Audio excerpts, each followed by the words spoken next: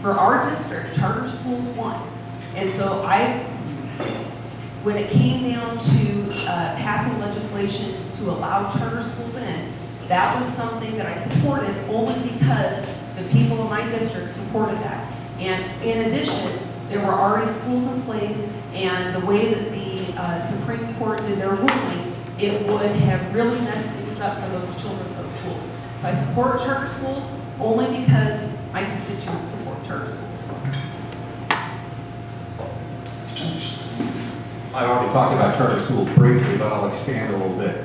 I did a little research on how charter schools do nationally, and it turns out that in the very best cases, they do about as well as some public schools. But in many cases, they do worse. And what's more concerning is that in a lot of cases, you'll see charter schools suddenly shut down. We saw that happen right here in the state of Washington for a variety of reasons, and then you're leaving kids kind of in the lurch, and public schools trying to pick up the pieces. Secondly, I'm concerned about charter schools in that we don't really have a mechanism for making them accountable to the public. In public schools, we have a publicly elected school board who is accountable to the voters for what happens in the school system. That doesn't currently exist in the charter system. So unless those changes were made and they had the same kind of accountability that we see in public schools, I would not support charter schools. Yeah, I'm a hell no. They're wrong, they're unconstitutional, end of discussion. The question is, what do we need to be doing? And since the legislature didn't bother to trouble itself with putting together a plan or do anything I did, and so on your tables, you've got a copy of this Apple Action Agenda. There's a roadmap of what we actually need to be doing if we're going to have an adequate set of schools. Now, I brought along this little document here, is 36 pages or something like that. This is the state's report to the Supreme Court about how well we're doing. Next week, a week from tomorrow, there'll be a hearing before the Supreme Court where the state shows up to say, how are we doing in funding the clearing? This piece of disappointing, disgusting report by Democrats, Republicans, governors, senators, says, oh, gee, boss, we doing fine down here in the legislature. Absolute malarkey. That's why I'm running. We need somebody in Olympia who's going to jack this place up and start funding our schools. So next question.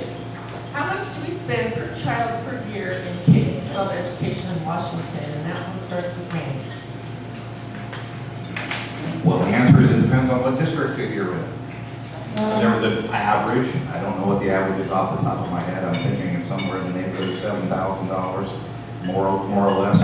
But the number can vary greatly from district to district, and there are a whole lot of reasons for why that occurs. Some of them make no sense to me at all. Others are pretty obvious. If you're in a small district, for instance, where my mother grew up in the Palouse, which is now the school is La Crosse, Washington, their dollars per student are considerably higher than they would be at, say, South Kitsap, because they don't have economies of scale. They've got very few students. They still have to have teachers for each grade. And so your costs, because you're talking about a fixed cost for teachers for each grade, don't go down just because you're in a small district. So the numbers vary widely from district to district. There are things we can do to fix that would improve it, but overall that's where it is.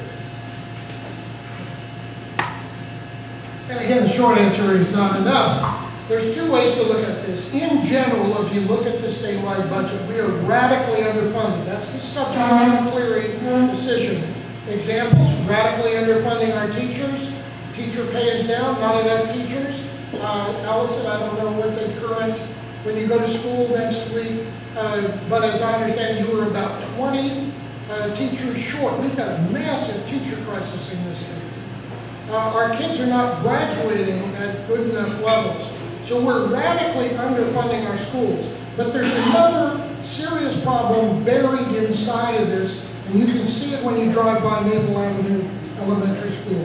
Poor schools and poor neighborhoods, because we haven't given the district enough money, are themselves disproportionately underfunded. The poor get treated poorly. That's wrong, unconstitutional. Those kids are capable of the same futures. I was a poor kid. I didn't have that problem. We need to make sure that the poor kids get the same education as the rich kids. Okay, question again? How much do we spend per child per year on K-12 education in Washington? Okay, so that's what I thought was the question. The sad part is neither my opponent or former Representative Larry Sequist was able to answer those questions. So my former opponent said, on average, he thought around 7,000, which, you know, he has not been in office, so I don't necessarily blame him for not knowing the exact numbers. I will tell you what the numbers are, is that with the local and federal dollars, it's $12,000 per student per year. Okay, so for a classroom size of 25 students, that's $300,000 for that classroom. The sad part is former Representative Larry Sequist, he was in office for 8 years. He should know those numbers. He did not know those numbers. He just says, not enough. Malarkey. Okay, I'm sorry, but he was there, he was in leadership, he was in the majority, he was able to put together decent funding, and he did not do that. So it wasn't until we had a balance in the state legislature where we were able to come up and add more funding. We have 48% of our operating budget. And part of the problem has less to do with how much money, and it has more to do with what the definition of basic education is and whether or not those dollars are reaching the classroom. Next question. Please explain your position on local levies placing funding education. Hey, it's a really good questions, and you are getting a good walk through the innards of McCleary. So the court said, interpreting the Constitution written in 1889, that 1889 said our state is going to treat everybody equal, and all of our kids are going to get an ample education. And it said equal means all without distinction on cast of color, race, caste, or sex. Now, the court said there should be no more levies, no bond measures to build schools locally, no levies to have operating the schools. Those are irregular. You need to have regular and reliable funding. So what we need to do is get to the place where statewide we are funding our schools, including school construction. And that's going to mean, as Randy said, a fundamental reform of our system of taxation. That's what's ahead of us to get there. And when we get there, you will no longer be voting on local levies. So right now, that is part of the problem of McCleary, is the over-reliance of our local levies. I do not support the current funding that we have. I think that what we need to do is we need to figure out how much it costs to pay for basic education, find out what exactly that dollar amount is, because you have to remember that that was never given to us by the Supreme Court. So once we have a dollar amount, the legislature should fund that. And I personally am not a big fan of levies. I think that regardless of however way you slice or dice it, they will never, ever, ever be fair. People of Mercer Island, they have obvious inequities, and there's a very good likelihood that all of their levies will wind up passing.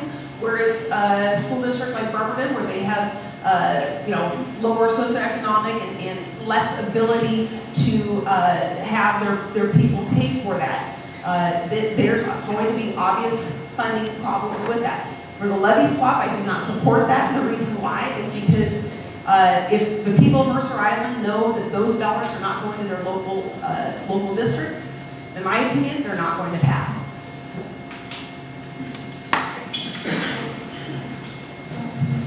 When I was a senior in high school, at East High School, our local school levy failed. And I was so incensed that I wanted to lead a protest. Remember those days, protests? I wanted to lead a protest. Fort Olson, my history teacher, talked me down, convinced me not to do it. But I thought, since that day, and actually before that, I thought that levies were a silly way to fund education, and they continue to be. In those days, they were capped at 10%, and I think the intent was that those dollars were supposed to be for extra things that you wanted, that local folks wanted added on. That's not really what was happening.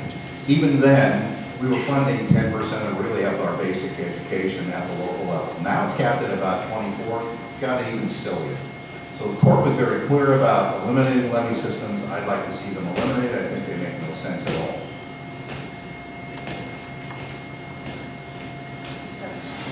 So moving on from education, what is your position on LGBT rights and marriage equality? Well, I have one of my daughters, she happens to be gay. And for me, it was something that never personally affected me. I have a lot of friends who are gay, and quite honestly, I was never really forced with really thinking that hard into my position on gay marriage until my daughter told me she was going to get married. And I support her. I love her, and in my opinion, which is probably different than many people in my caucus, I believe that you should, whoever you love, I think that you should be able to spend the rest of your life with them. And that initiative already passed in our state, so that's not something that comes up in the legislature in terms of gay marriage. But for my daughter, I support her, and I support gay marriage.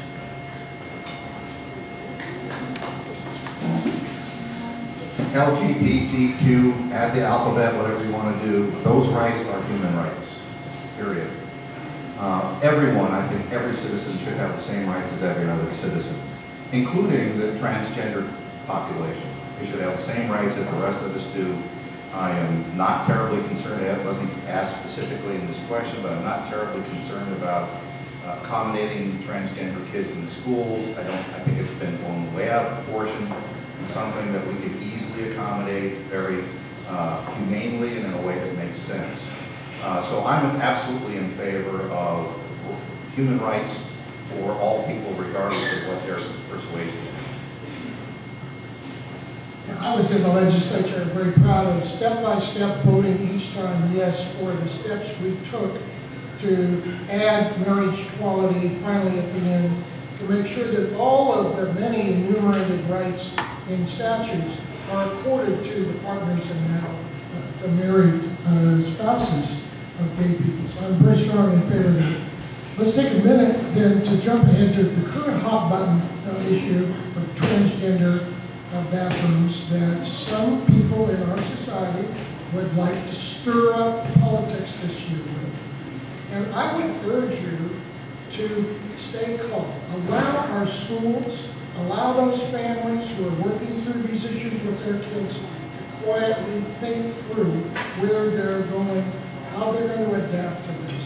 That's what we need right now, is calm, understanding, and let the families manage themselves and their schools through this transition into this new awareness and not politicizing it. Thank you.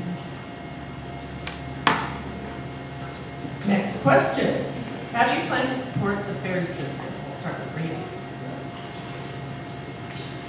Well, as you're well aware, in the state budget, 90% of our money is spent in three places. Education's at the top of the list, transportation, public safety.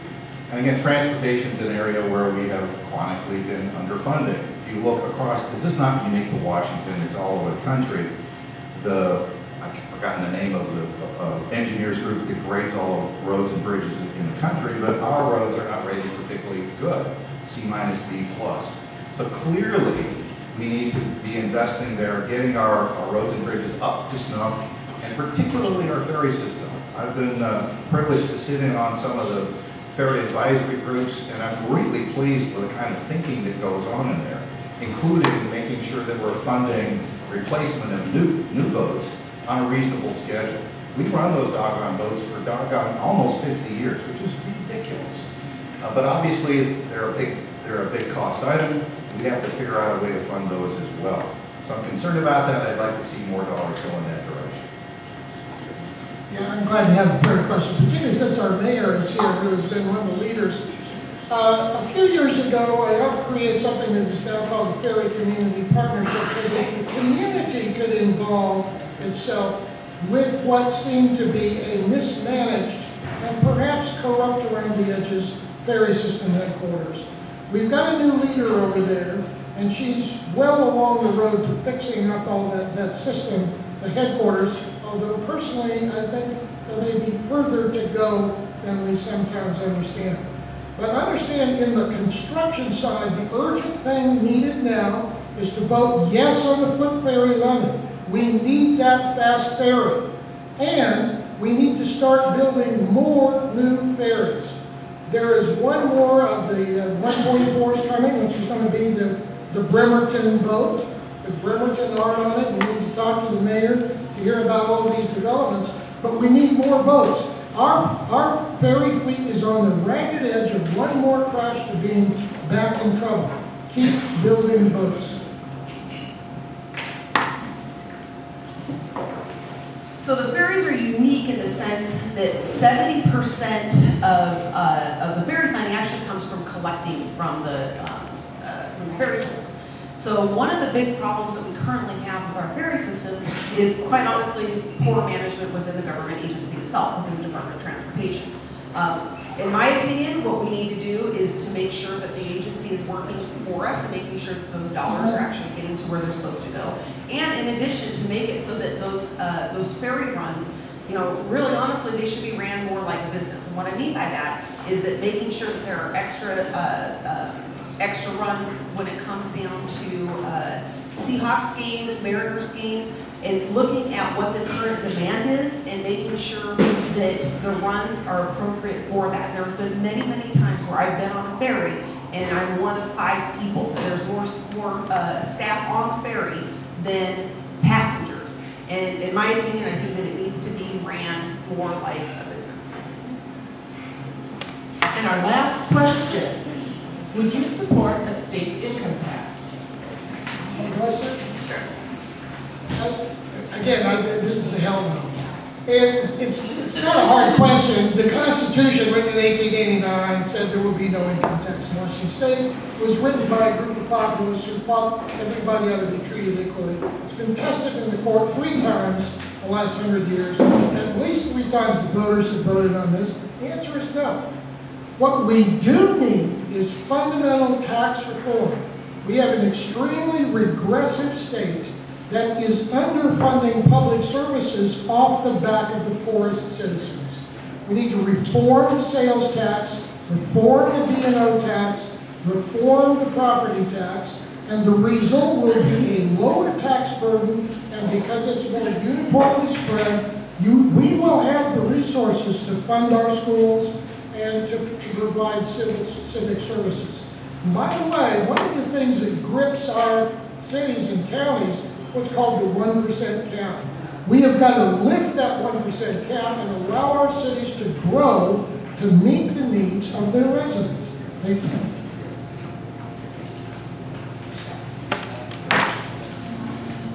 So in our state, that is something that is currently on the voting block. I mean, and so when it comes down to who's supporting it, what you have to do is you have to look back in history.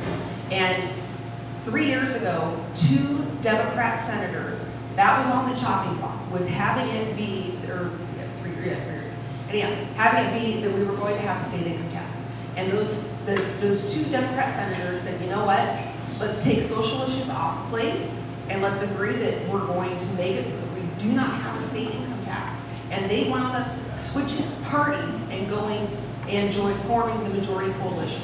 That stopped having a state income tax. Last year, that was on the chopping block. That's one of the reasons as to why it took so long to pass a budget and to get the budgets put together, because there are people who, and honestly, it's the Democrat Party who's continually saying that they need a new revenue source, and they're the ones who are supporting the state income tax. I do not support a state income tax, and in my opinion, you have to continue to have a balance of power in the House to prevent that from happening. That's what the people have said over and over and over again.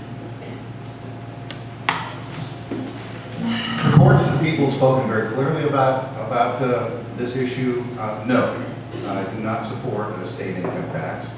But as Larry pointed out, and I have said several times, we have one of the most regressive tax systems in the country. Currently, it's shocking if you look at the numbers and track from the poorest people in Washington to the wealthiest. It's a straight line. The less that you make, the more you pay. At the bottom, it's about 17%. At the top, it's about 2.5%. So billionaires in Seattle are paying 7 times less than people here in Kitsap County and Pierce County who are struggling. That's got to change. And income tax is not the way we need to do it, but there are other places that we can go through it. Larry mentioned a few. There are others that are out there that we've been talking about. But we need fundamental tax reform that does not include an income tax.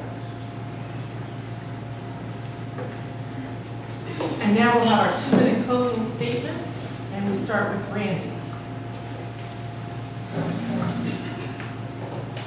You know, when I started on this journey, I knew that it was going to be difficult.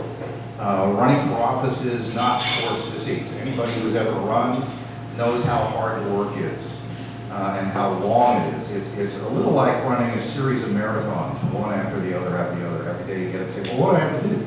Campaign. So it just goes on and on. But you know what? I knew that when I got in here, and I find it energizing. I'm excited about the opportunity to be able to meet people and listen and talk to them and understand what their issues are. And I'm excited about the opportunity to represent them in Olympia to tackle the real problems. I do not consider myself an ideologue. I'm really more of a person simply there to say, let's solve our problems for our people. I certainly want to make sure that the people of the 26th are well represented, that we get our fair share of whatever is out there. But I also want to realize that part of my job is to the entire state. As one of the members of the House, my responsibility is to make sure that we're forming laws that make sense for everybody, that work for everybody. So I ask for your support in November. Thank you.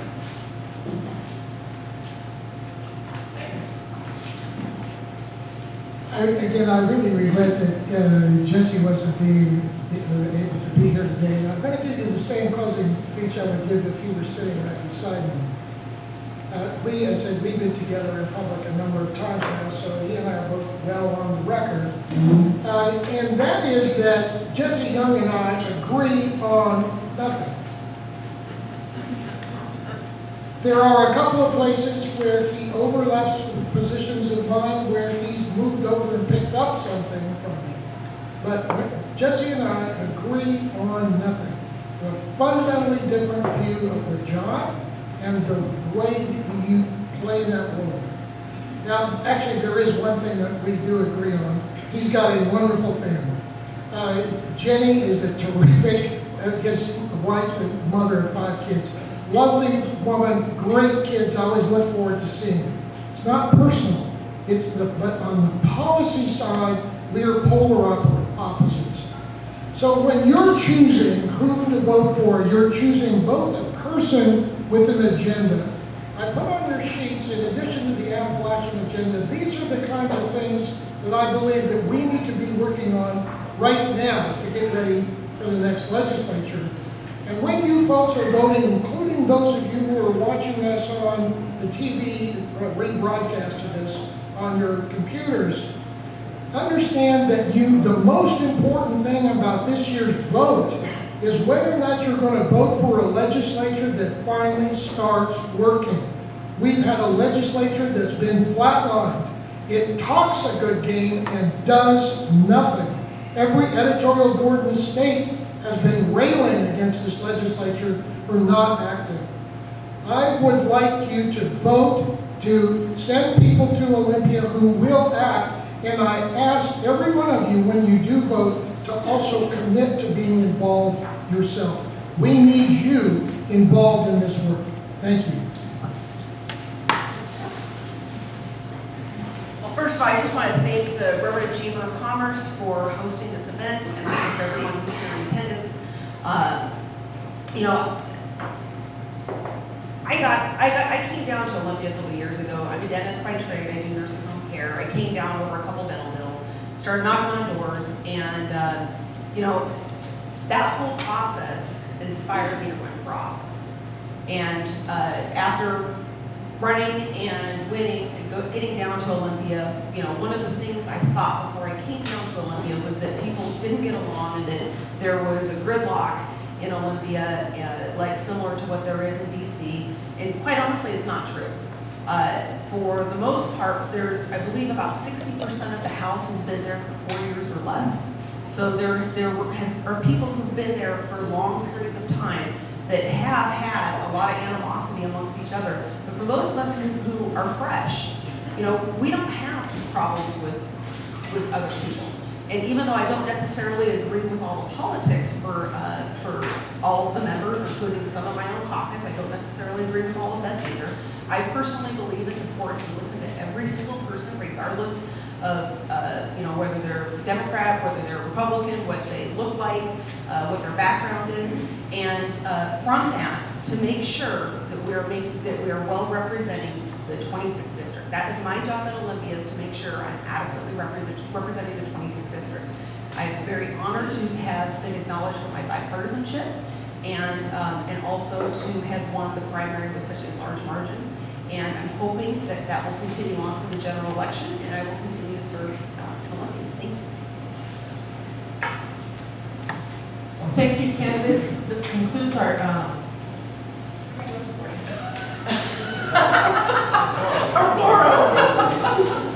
our exit issues today. I appreciate everyone putting up with me, but let's give our candidates a big round of applause.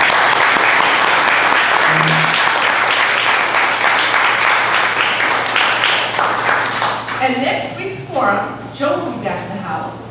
We have Kitsap County Commissioner District 1, Robert Gelder, and Kitsap County Commissioner District 2. 2 weeks. 2 weeks, I'm sorry, September 13th, that's right, it's Labor Day. We have Charlotte Greto and Chris Tibbs.